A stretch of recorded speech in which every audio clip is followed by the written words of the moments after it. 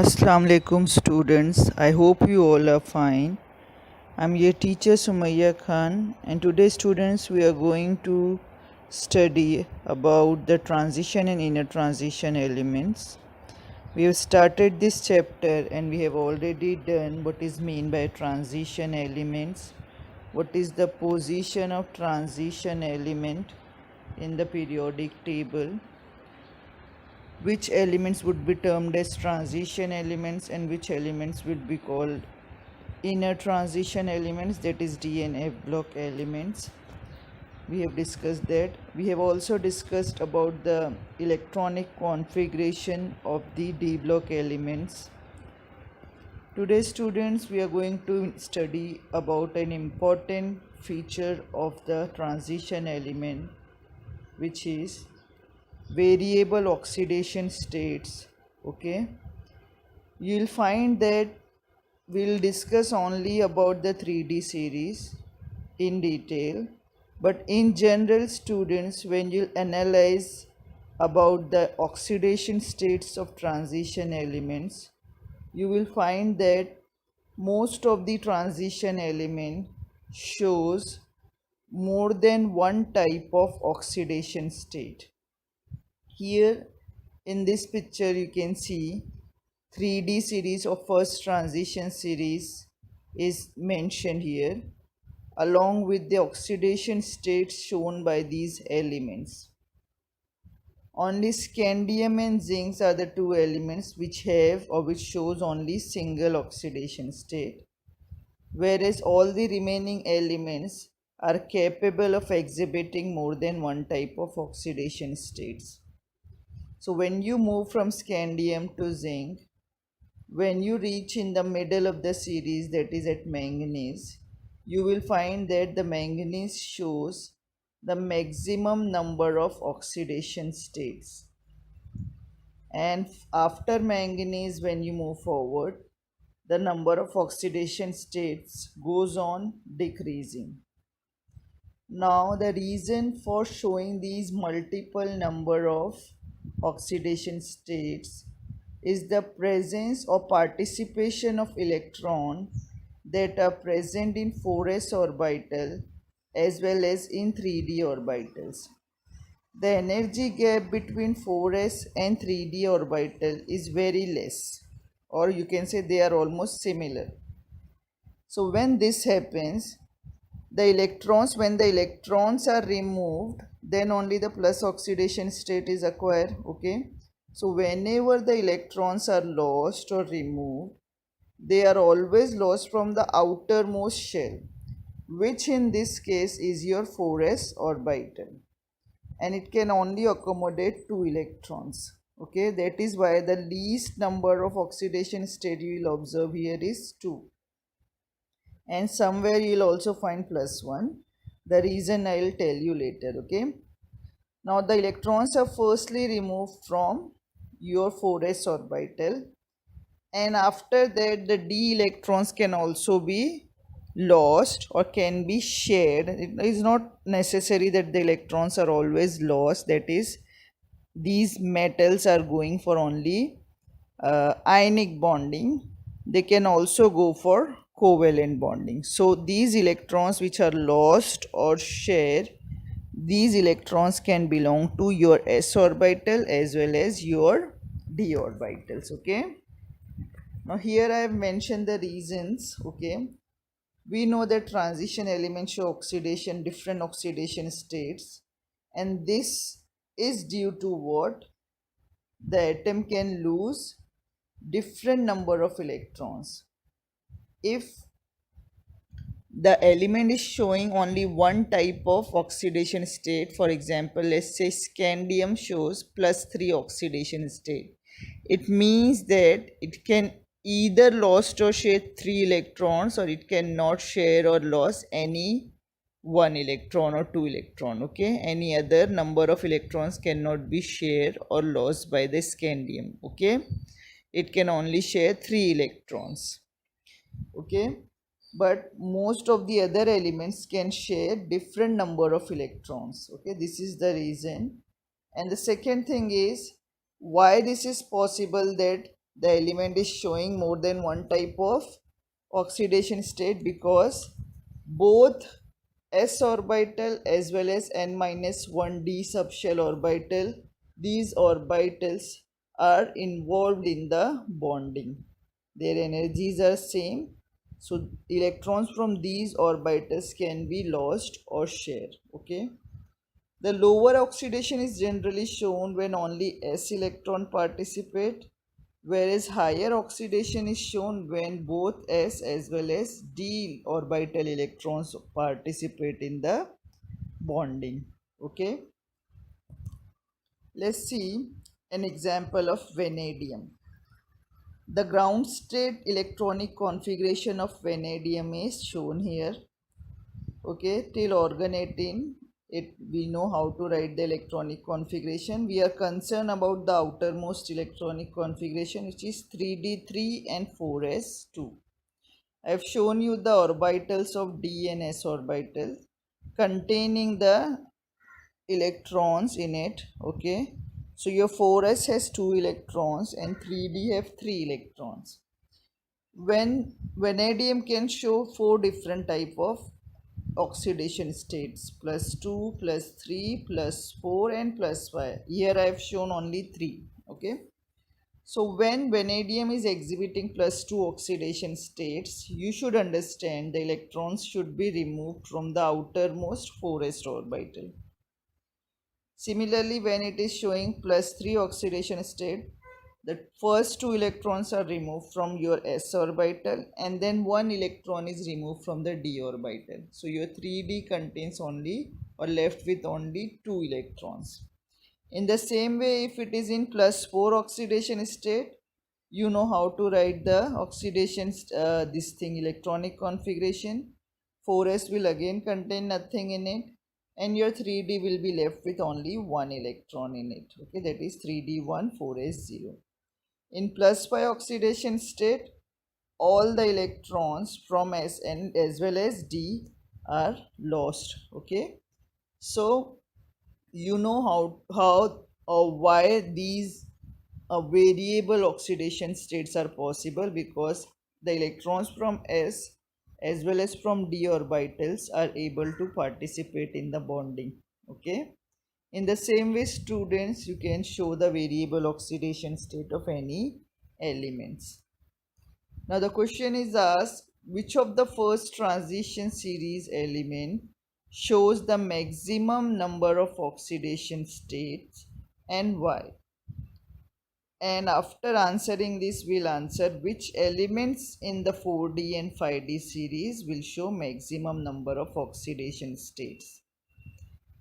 Students, when you'll analyze the variable oxidation states of all the transition element, you will find that there are some element in each row which will exhibit maximum number of possible oxidation states, and these element you'll find will come approximately in the center of the series. So let's see the first series, that is your 3d series.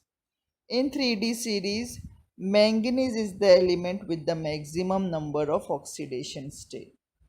I have shown here the electronic configuration of manganese in ground state. You can see here manganese have 2 electrons in s orbital and 5 unpaired electrons in d orbital. So when electrons are in the unpaired state, their uh, chances of participation in bonding are more. Okay, so you can see here the manganese exhibits 6 different types of oxidation state ranging from +2 to +7. Out of these 6, +2 and +7 are the most common oxidation states of manganese. So you have given the answer that manganese show maximum number of oxidation state. The reason is that the electrons that are present in s orbital as well as in d orbitals are able to participate in bonding, and it has maximum 7 electrons in its outermost and penultimate shell. Therefore, it shows maximum number of what uh, oxidation state. Now after manganese, students, what will happen, your electrons are going to get paired up in the d orbital. For example, if you will take the iron, the configuration will become 4s2 3d6, and you will add one electron in the first d orbital and it will pair up. Okay, so when the electron starts pairing up, the number of this thing unpaired electrons starts reducing in the d orbital, and the participation of these unpaired electrons or the electrons present in the d orbital in the bonding becomes less. Okay, in the same way, in 4d series you will find that ruthenium exhibits maximum number of oxidation state, and in 5d series rhenium shows maximum number of oxidation state. Ruthenium shows 7 oxidation states and rhenium shows 8 oxidation states. Here I have underlined some oxidation states with the red line, which means that the red lines means here that these oxidation states are uncommon. Okay, these are not generally shown, but it can show these oxidation states also. Okay, so these are the red light oxidation states are uncommon oxidation states of these elements. Okay,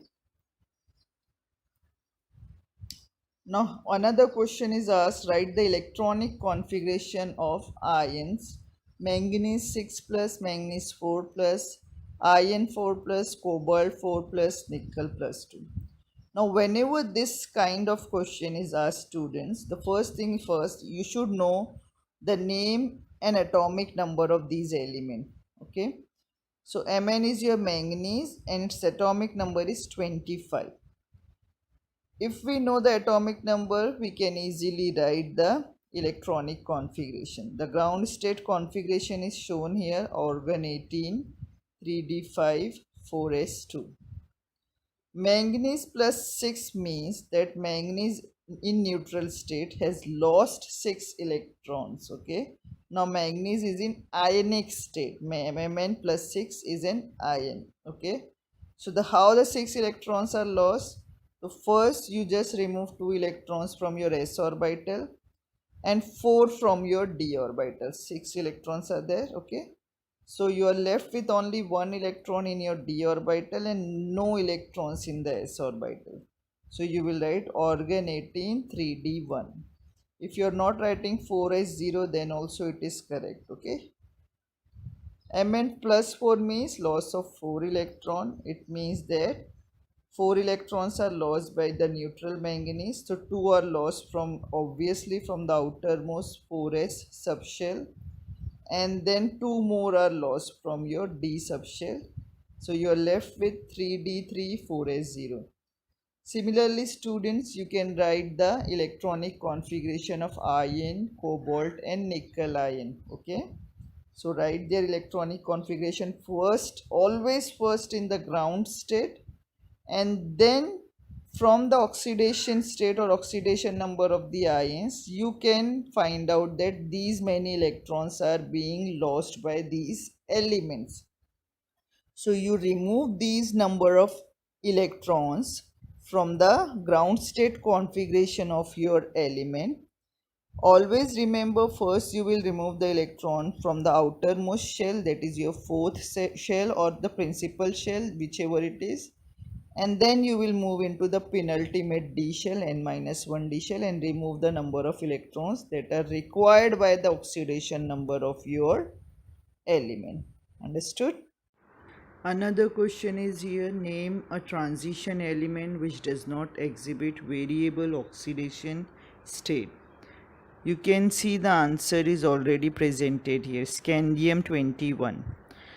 But before just writing the answer, we should also able to know why we are saying that scandium is the transition element with only single oxidation states. Here we are talking about basically we are talking about the 3d series, the first transition series. Okay, So if you had remember what are the oxidation states, you must have observed that in your 3D series, scandium and zinc were the two elements with only single oxidation state. Scandium had +3 oxidation state and zinc exhibit +2 oxidation state. So these were the two elements in the 3D series with only single oxidation states.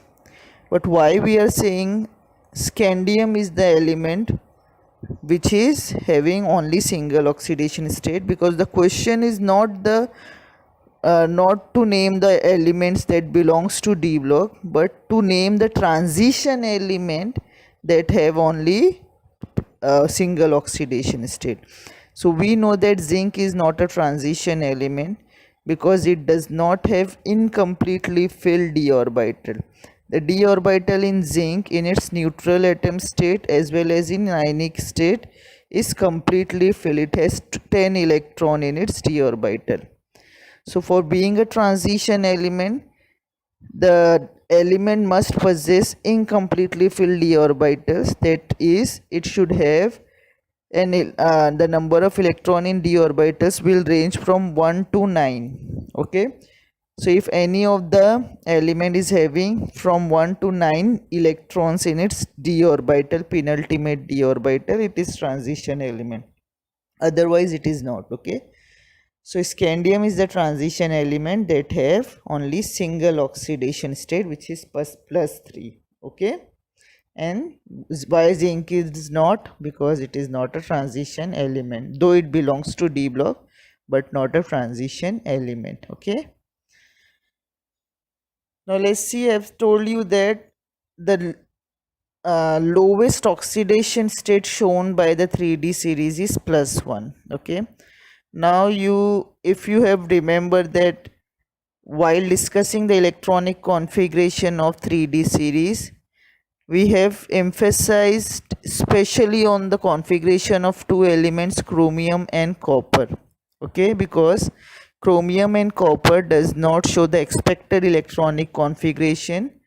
They show some exceptional behavior, where you observe that in case of copper, instead of showing 3D9 4s2 configuration, copper shows 3D10 4s1 configuration due to the extra stability that can be attained because of the completely filled and exactly half filled orbitals. Okay, so here in your 4s orbital, which is your outermost orbital, there is only one electron. So copper in +1 oxidation state, when it loses only single electron, you will find what? Copper in +1 oxidation state by losing that electron which is present in outer 4s orbital. Understood? So out of all the 10 elements of the 3D series, copper is the only element which will exhibit +1 oxidation state, which is the lowest oxidation state in 3D series. Hope you have understood it. Now let's move forward to next topic, which is physical properties of first transition series. Look, transition elements show all the characteristic of the metals. We know what are the general characteristics shown by all the metals. All metals we find are hard, generally hard. They are lustrous, malleable, ductile, good conductor of heat and electricity. It can form alloys with other metals. It exhibits high melting and boiling point and have one or more typical metallic structure, that is BBC, HCP, like this. Okay, so all these are what comes under the physical properties of the first transition series. Now this is an important topic, trends in atomic properties of the first transition series. Here we are going to study about the different properties of the first transition series. Okay, and we are studying trends, so we are going to observe that how these properties changes across the series. It is very fortunate, you are very fortunate that you are just studying about the 3D series and you are not studying all the 4D, 5D and 6D, all the remaining series. Okay, so we'll emphasize only on the 3D series, but you will observe these behaviors are general. Okay, now here in the table you can see the 3D series along with its atomic radii. Okay, and you can observe that from scandium to zinc the atomic radii is decreasing from 164 to 137. You will observe the gradual decrease in the atomic size from scandium to chromium. Okay, and after that you will find that uh, from iron to copper the atomic sizes nearly become constant. Okay, iron, copper, nickel, iron, cobalt, nickel, copper, they will show what, almost no change in their atomic radii. It is almost constant, and then there will be increase in the atomic size in the zinc. So in general you can say the atomic and ionic radii of transition series decreases gradually from left to right, that is from scandium to zinc. And this is happening because whenever atomic number, look, atomic number is increases by 1, from scandium is 21, then titanium is 22, like that. So atomic number is increases by 1. Okay, when we move from left to right, when the atomic number increases, it means the effective nuclear charge is also increases. The effective nuclear charge is responsible for the attraction of the outer electron with the nucleus. Look, the positive charge in an atom is concentrated in the center, okay, which is nucleus, but the electrons are dispersed around the nucleus. The negative charges are dispersed around the nucleus, and this central positive nucleus have attraction with these negatively charged electrons. Okay, and these electrons are present in particular shells, first shell, second shell, third shell. Okay, so if you want to find out what is the effective nuclear charge experienced by any electron in a particular shell, you can calculate it easily with the help of the formula of effective nuclear charge. Okay, but in general keep in mind it is the force of electrostatic attraction between the central nucleus and the negatively charged electron. Okay, and this attraction depends upon in which shell your electron is present. Okay, so when the this thing atomic number increases, the effective nuclear charge also increases, and the outermost electron will experience more attraction with the center. Okay, now due to the more attraction between the nucleus and the electron, the size of atomic atom starts reducing because the center, the nucleus, is pulling the electron towards itself. Okay, so this is what we observe from scandium to chromium. But after that you will observe there is a constant, almost constant size of this thing, atomic radii, even though the effective nuclear charge is reducing. Now this effective nuclear charge, which is increasing, is balanced by what? The electrostatic repulsion that is caused due to the addition of more and more electrons in the penultimate d orbital. Now electrons are having the same charge, they are negatively charged, so the electrons, they repel each other. Okay, so when we add more and more electrons into the d orbital as we are moving from left to right, due to the increase in number of electrons, there will be increased repulsion between the electrons. Okay, due to which what happens, the effective nuclear charge get compensated by this electron repulsion, and we do not observe what, a significant decrease in the size of the radii or atoms. Okay, this is why we observe what, almost constant sizes from this thing iron to copper. Now in zinc we observe what? A slight good increase in size. Okay, here the size is not decreasing. Why? Again here the electrostatic repulsion between electron is maximum, and effective nuclear charge have the d orbital is completely filled. There are 10 electrons. Okay, so the electron which is present in 4s orbital is shielded nicely by the d orbitals, and it has the biggest size. Okay, so you can generally just write that atomic and ionic radii decreases gradually from left to right. And if you want to this thing explain the particular behavior or the rise and fall of the atomic sizes, you can give the reason which I have just mentioned. Okay, here in this diagram the green line is for the 3D series. You can see here that how the atomic radii starts decreasing from scandium to titanium, then vanadium, chromium, manganese, and till nickel it is decreasing, and zinc shows what? Increase in atomic radii. You can compare that and you can see that the same trend is followed in the 4D series as well as in the 5D series. Okay, that is the atomic sizes goes on decreasing when we move from left to right. That is, as the atomic number increases, the atomic sizes decreases. Okay, but in the end you will observe that all the series in the end the last elements shows increase in atomic sizes. Due to what? I've said that due to the shielding effect of the d orbitals. Okay,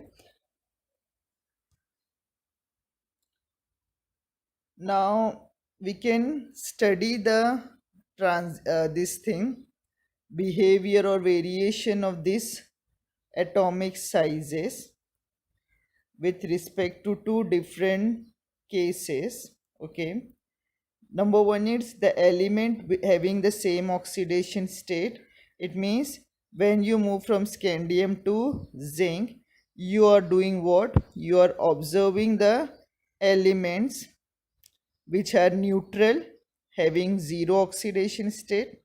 And we have just discussed that when we move from scandium to zinc, how the atomic size vary. Okay, so this is the first case which we have already studied. The second case we can study is what? Considering various oxidation state of the same element, we can also observe the atomic or ionic radii, the variation in the atomic and ionic radii, when we can consider only a single element and its different oxidation state, and then these elements arranged in a series with their different ionic radii. Let's see. Now here I have shown what? When you go from up to down, this is your series scandium to zinc. Okay, here the atomic radii as well as the ionic radii in +2 and +3 states are mentioned. Okay, you can observe what? That let's see from vanadium, because scandium show only one oxidation state, titanium does not show +2 oxidation state. So let's see vanadium. In vanadium the ionic radii is 79 in +2 state and 64 in +3 state. So you can see that when the oxidation states increases, that is the charge on the metal increases, its ionic radius decreases, or its radius decreases or size decreases. Why this is happening? Because the effective nuclear charge increases. Now it is very simple. Just imagine that you had a nucleus, because look, when any element goes for ion formation, what happens there? There will be change in the number of electrons of that atom, but the number of proton never changes. It remains same in the center, that is in the nucleus. Okay, so in case of vanadium, we know that vanadium has 23 electron and 23 protons. The protons are in the nucleus. Okay, so when vanadium is in neutral atom state, the size of the radius, atomic radius, is 135 picometer. Okay, when the vanadium is in +2 oxidation state, it means what happened, the 2 electrons are lost. Okay, now your nucleus have become more powerful because the number of protons are still same. It is still has 23 protons in the center, but the number of electrons are reduced now. +2 oxidation state means loss of 2 electrons. 2 electrons are gone now. Okay, so in +2 state, what happens, your nucleus becomes more powerful and the effective nuclear charge also becomes more powerful. Therefore the size decreases because now it can have more pull on the outer electrons.